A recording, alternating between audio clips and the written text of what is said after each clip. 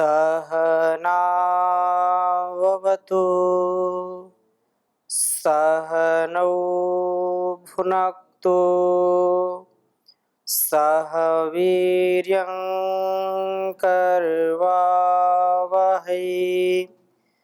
तेजस्विनावधीतमस्तु मा विद्विषावहै। ओम शांति शांति शांति। वैदिक जीवन पद्धति की इस कक्षा में पुनः आप सभी दर्शकों का, सभी श्रोताओं का हार्दिक स्वागत है, अभिनंदन है।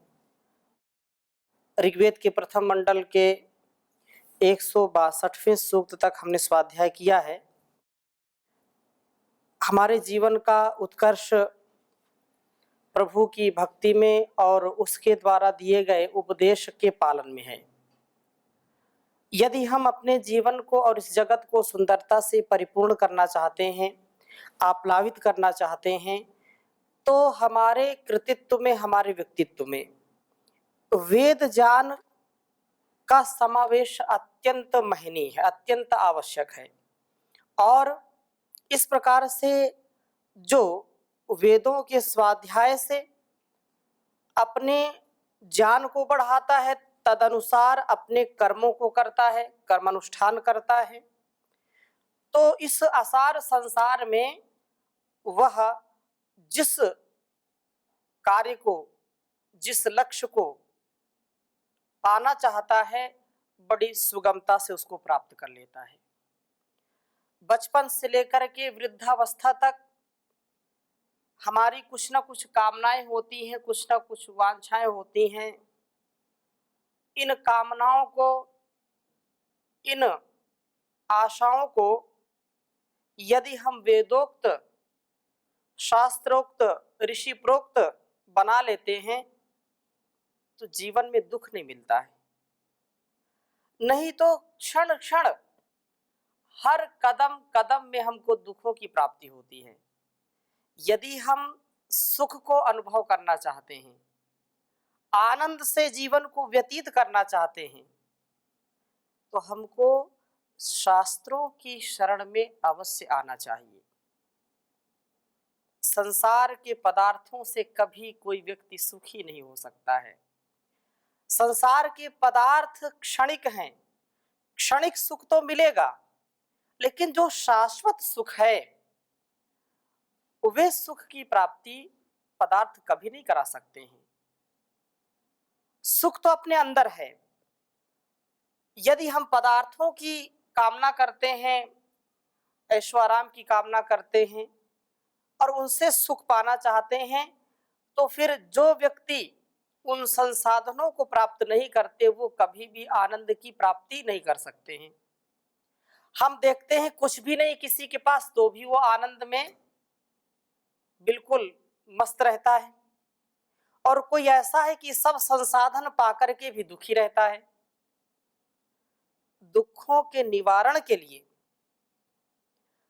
अपने आप हमको क्रियाशील बनकर के, संयमशील बनकर के, इंद्रियों के नियामक बनकर के जब हम आत्म तत्व विजेता हो जाते हैं, अथवा ये कहें कि हम तत्ववित हो जाते हैं, तत्वज्ञान हमको हो जाता है, तो हमारा जीवन बदल जाता है। कई लोग प्रश्न करते हैं कि बार बार ये तत्वज्ञान की बात आती है, तो तत्वज्ञान क्या है? तत्वज्ञान का तात्पर्य यही है कि अपने स्वरूप को समझना, प्रकृति के स्वरूप को समझना और उस परम पिता परमेश्वर के स्वरूप को समझना। जब हम इन तीन चीजों को ठीक ठीक समझने का प्रयास करते हैं और इनके स्वरूप को समझ करके अपने जीवन को वैसे ही चलाते हैं, सुख दुख से, मान अपमान से, लाभ हानि से जब ऊपर उठ जाते हैं, तो वास्तव में हमको यह जीवन और यह जगत, ये कर्तव्य भूमि दिखाई पड़ता है, ये रंगमंच दिखाई पड़ता है और हम अपने कर्तव्य को निभाने के लिए आते हैं। जैसे एक नाटक में, एक फ़िल्म में, एक रंगमंच के मंचन में अलग-अलग किरदार को निभाने वाले लोग होते हैं। उनको लेश मात्र भी कोई कष्ट नहीं होता, वो रो भी रहे होते हैं, लेकिन अंदर से कभी रोते नहीं हैं। वो अनेक प्रकार के अभिनय करते-करते मारते भी हैं और मार खाते भी हैं। कभी हानि, कभी लाभ को प्राप्त करते हैं, लेकिन अंदर से वो समझते हैं कि हम तो केवल अभिनय कर रहे हैं, वो कभी दुखी नहीं होते। ऐसे ही इस संसार में आकर के हम माता-पिता, गुरु, आचार्य, बेटा-बेटी, भाई-भाई या मित्र-मित्र बन करके, राजा-रंक बन करके सारे किरदारों को निभाते हैं। अब इसमें जो ज्ञान युक्त होकर के, अर्थात अपने स्वरूप को जो समझता है और रंगमंच के नियमों को जो समझता है, वो कभी दुखी नहीं होता कि संसार में आते हैं तो परमात्मा की जो व्यवस्था है उसका यदि हम उल्लंघन करते हैं तो दुख पाएंगे। हम कभी भी व्यवस्थित जीवन नहीं जी पाएंगे। हम अपने आप स्वयं प्रकाशित हों, जो सबसे बड़ा प्रकाशक है परमपिता परमेश्वर, उससे अपने आप को बांध के रखें, तो जाकर के हमारा जीवन बहुत सुंदर होगा। और 3 बंधनों से, अर्थात 3 प्रकार से हम अपने जीवन का नियमन करें, तो बहुत सुंदर बात कही है। 163वें सूक्त के तीसरे मंत्र का स्वाध्याय आज हम करेंगे। बहुत ही सुंदर मंत्र है। मैं इसको पहले लिख देता हूँ, फिर इसकी चर्चा आपके बीच में करता हूँ। ओम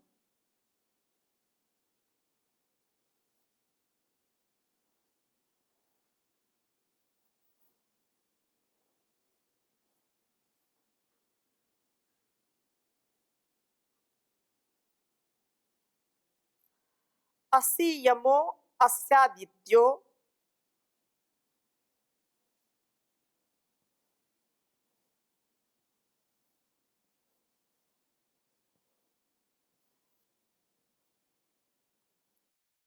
असि यमो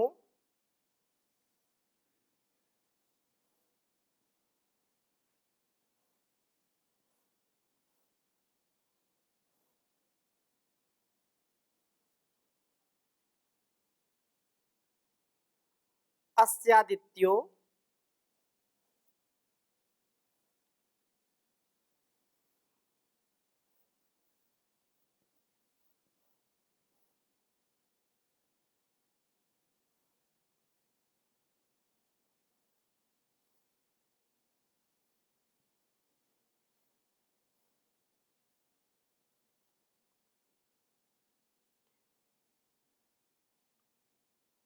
अर्वन्नसि।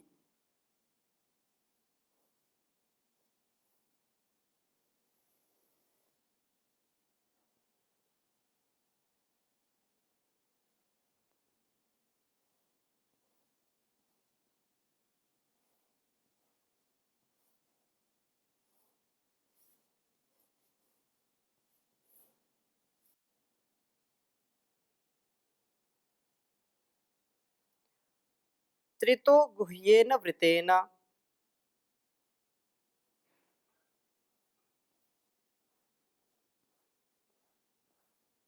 त्रितो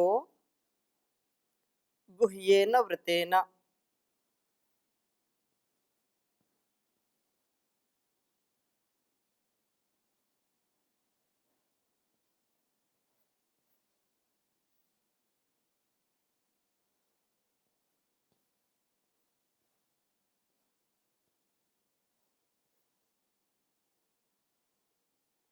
गुह्येन वृतेन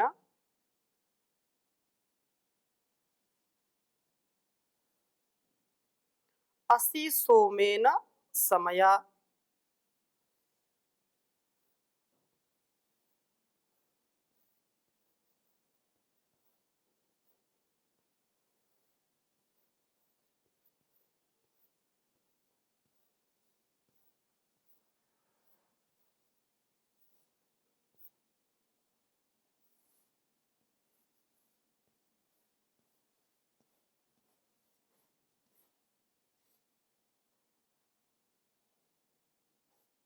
असि सोमेन समया विपृक्त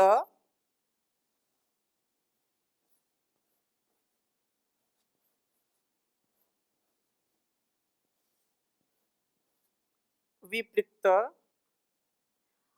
आहुस्ते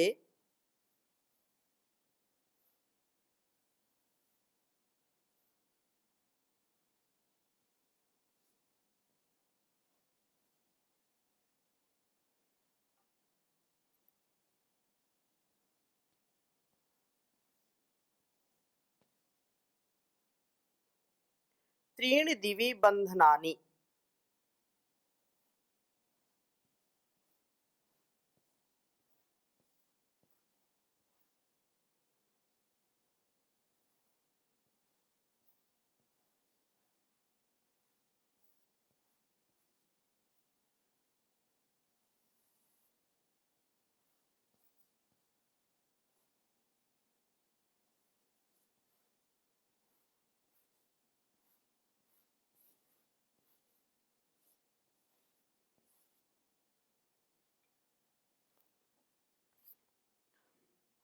ओम असि यमो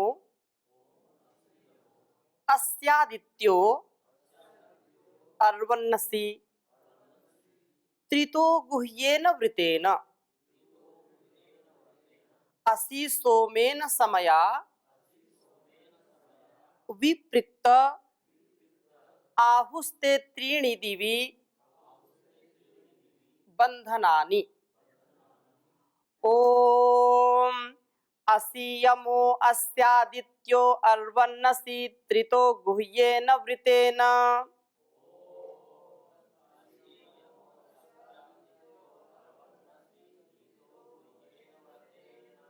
असि सोमेन समया विपृक्त आहुस्ते त्रीणि दिवि बंधनानि।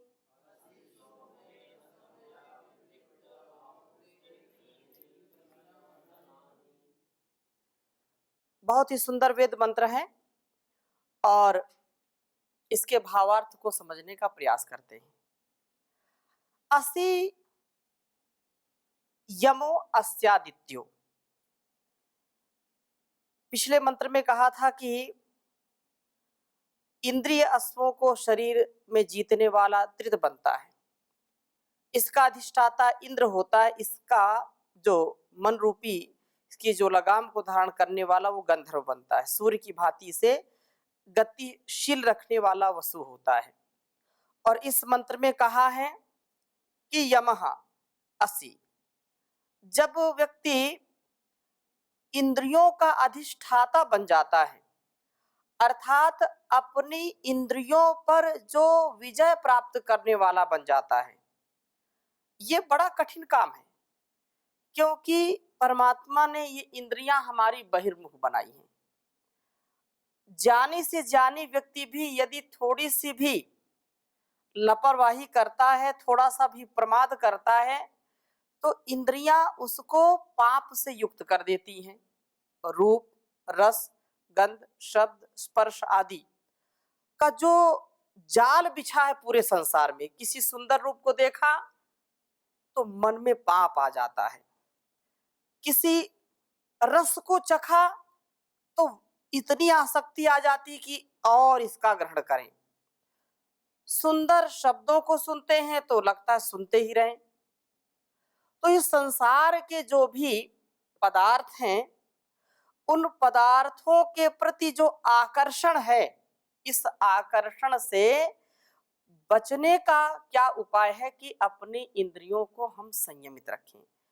आंखों को हम बंद नहीं कर सकते, आंखें मिली हैं देखने के लिए, कान मिले हैं सुनने के लिए, रसना मिली है चखने के लिए, लेकिन ये सारा व्यवहार करते करते भी नियंत्रित रखें अपनी इंद्रियों को और अपने मन पर हमारा पूर्ण नियंत्रण हो, तब जाकर के हम जितेंद्रिय बनते हैं।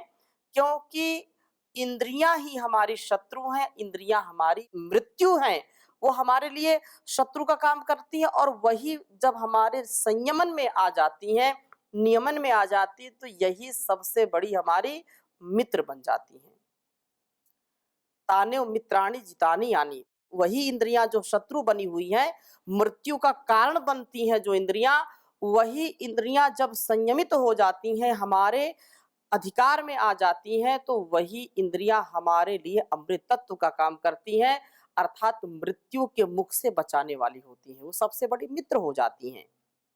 तो कहा कि जब तू इंद्रियों का अधिष्ठाता बनता है तब यमः असि, इन इंद्रियों व मन को वश में करने वाला होता है, इनका नियमन करने वाला होता है।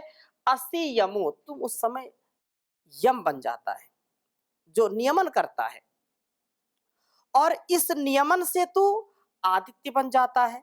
आदित्य असि यमो अस्यादित्यो, आदित्य जो संपूर्ण प्रकाश से युक्त होता है, आदित्य से सब दिव्य गुणों का आदान करने वाला हो जाता है। एक भी ऐसा कोई अवगुण दुर्गुण नहीं रहता जो उसको मलिन कर सके, उसके अंतःकरण को दूषित कर सके। आदित्य, जैसे सूर्य को भी आदित्य बोलते हैं ना, तो ये सबको प्रकाशित करता है और सबके जो दोष है उसका हरण करता है। जो पृथ्वी में जो भी दोष होते हैं उसको अवशोषित कर लेता है ना, जो दिव्य गुण है, प्रकाश है, उसको देता है। तो ऐसे ही आदित्य बन जाता है, तो दिव्य गुणों का आदान करने वाला होता है। हे अरवन, बुराइयों का संहार करने वाले, तू गुह्येन व्रतेन, हृदय रूपी गुहा के साथ संबद्ध होकर के ब्रह्मचर्य व्रत को धारण करने वाला होता है। और ब्रह्मचर्य का धारण जो करता है, ब्रह्मचर्य का धारण करने वाला त्रितः असि, शरीर मन और मस्तिष्क, शरीर मन मस्तिष्क तीनों की शक्तियों का विस्तार करने वाला है। तो हमारा जो मन है, हमारा जो शरीर है, तन मन एक दूसरे के पूरक हैं, और मस्तिष्क जो हमारे लिए अत्यंत महनीय है। परमात्मा ने सारा शरीर तो एक तरफ बनाया, लेकिन इससे ऊपर, गर्दन से ऊपर का जो भी सामर्थ्य है, यह सामर्थ्य सबसे ज्यादा महत्वपूर्ण है। यदि थोड़ी सी भी कमी कहीं आ जाए, मस्तिष्क में थोड़ा सा कोई विकार आ जाए, तो पूरा शरीर काम करना छोड़ देता है। होता है कि नहीं होता? इतना जरा सा भी एक तिल भर इधर से उधर हुआ तो संवेदनशीलता नष्ट हो जाती है। हमारा जो हाथ चलता है, हमारी जो दृष्टि इधर उधर होती है, हम कदम उठाते हैं आगे, किसके माध्यम से उठाते हैं? संवेदना तो यही है ना, संवेदनशीलता इसी से है। और ये ना काम करे तो संवेदनहीन हो जाएंगे, फिर व्यक्ति जैसे कोमा में चला जाता है। उसको कुछ भी, चाहे कोई कुछ भी करे, उसको पता ही नहीं चलता, कोई प्रतिक्रिया नहीं करता, और ऐसा व्यक्ति, उसका जीना न जीना बराबर होता है। अर्थात जीते जी वो मुर्दा बन जाता है, लाश बन जाता है, चलती फिरती लाश। वो चलना फिरना भी दूसरे कोई चलाए तो चलता है। तो ऐसा जो मस्तिष्क हमारा है और जो मन, तन में मनः शिव संकल्प मस्तु, हमारा मन सभी कर्मों का जो जानने वाला है। यस्मिन ऋचा साम यजोंसि यस्मिन प्रतिष्ठिता रथना भाविवारा, ये सब कुछ जो बारीकी से जानता है, मनन चिंतन करता है, इस मन को और तन को, इन तीन बंधनों को, तीन शक्तियों को यदि विस्तृत व्यक्ति कर लेता है, तो उसके मूल में उसकी जितेंद्रियता ही होती है, उसका उत्साह ही होता है। तो इस गुह्य व्रत को धारण करने से तू सोमेन, सोम शक्ति के द्वारा, अर्थात ब्रह्मचर्य की जो शक्ति है, जो सप्त धातुओं में अंतिम धातु है वीर्य, जो सोम है, उसके धारण करने से समया समीपता से विपृक्तः असि, विशेष रूप से युक्त हुआ है। और इस सोम रक्षण के कारण दिव्य मस्तिष्क रूप दिवलोक में तेरे तीन बंधनानी, तीन बंधनों को आहु कहते हैं। सोम जान अग्नि का ईंधन बनता है, और समिद्ध जान अग्नि से ऋग यजु साम के साक्षात्कार से प्रकृति, जीव और परमात्मा का जान होता है। यह त्रिविध ज्ञान ही तेरे मस्तिष्क के त्रिविध बंधन हैं। कहने का क्या आशय है कि वेद मंत्र जो संकेत करना चाह रहा है, हमको जो यहाँ पर समझाना चाह रहा है, उसमें यह है कि हम इंद्रियों के नियामक बने, इंद्रियों पर हमारा पूरा नियंत्रण होना चाहिए। मेरी इंद्रियां हो सदा मेरे वश में, मेरी इंद्रियां हो सदा मेरे वश में, मेरे मन पे मेरा ही अधिकार कर दो, प्रभु मेरे जीवन का उद्धार कर दो। दमन इंद्रियों का तू करता चला जा, दमन इंद्रियों का तू करता चला जा, फिर काबू में आएगा मन धीरे धीरे, मिलेगी प्रभु की शरण धीरे धीरे। सुने कान तेरे सदा वेदवाणी, सुने कान मेरे सदा वेदवाणी, तू कर वेदवाणी मनन धीरे धीरे, मिलेगी प्रभु की शरण धीरे धीरे। तो नित्य नवीन ज्ञान से हम ओतप्रोत हो, इसके लिए कहा कि इंद्रियों का नियामक यम है। यह गुणों का आदान कराने वाला है, आदान करने वाला है, और यह आदित्य कहलाता है। ब्रह्मचर्य व्रत के द्वारा यह शरीर मन मस्तिष्क का विकास करके तृत होता है। यह मस्तिष्क में त्रिविध ज्ञान को सुबद्ध करता है। हम जब तक ज्ञान से विहीन रहेंगे तब तक पशु के समान रहेंगे। ज्ञान विहीनः सर्वमतेन भजति न मुक्तिम जन्म शतेन। ये जो ज्ञान से विहीन व्यक्ति है, क्योंकि ज्ञान तो परम आवश्यक है। इस संसार के भवसागर से यदि हम पार होना चाहते हैं तो ज्ञान ही ऐसी नौका है जिससे हम ठीक और गलत का निर्णय कर पाते हैं। विवेक के बिना हम दृष्टि नहीं बना पाते हैं कि क्या सही है क्या गलत है। विवेक का अर्थ क्या है? विचिर पृथक भावे, सही क्या है गलत क्या है, सत्य क्या है असत्य क्या है, धर्म क्या है अधर्म क्या है, ग्राह्य क्या है त्याज्य क्या है, भक्ष क्या है अभक्ष क्या है। ये जो दोहरी जो दृष्टि है, अर्थात अच्छे और बुरे का ज्ञान होना, ये विवेक कहलाता है। और बिना विवेक के ज्ञान हो नहीं सकता। और विवेक कैसे होता है? विवेक होता है वेदों के स्वाध्याय से, विवेक होता है सत्संग से, विवेक होता है ज्ञान से जो भरे हैं, जो हमसे आयु में और ज्ञान में बड़े हैं, उनकी सत्संगत में रहना, सत्संगी होना। कुसंग का कभी भी प्रभाव हमारे ऊपर ना आए, हम उत्तम से उत्तम जीवन को जीने वाले बने। इसलिए कहा है कि ये जो मन मस्तिष्क और शरीर का विकास करके व्यक्ति जीवन के चरम लक्ष्य को प्राप्त कर लेता है। त्रीणि दिवि बंधनानि, ये जो तीन बंधन है ना, तो बंधन में ही सृजन है, इसके अलावा और कोई उपाय नहीं है।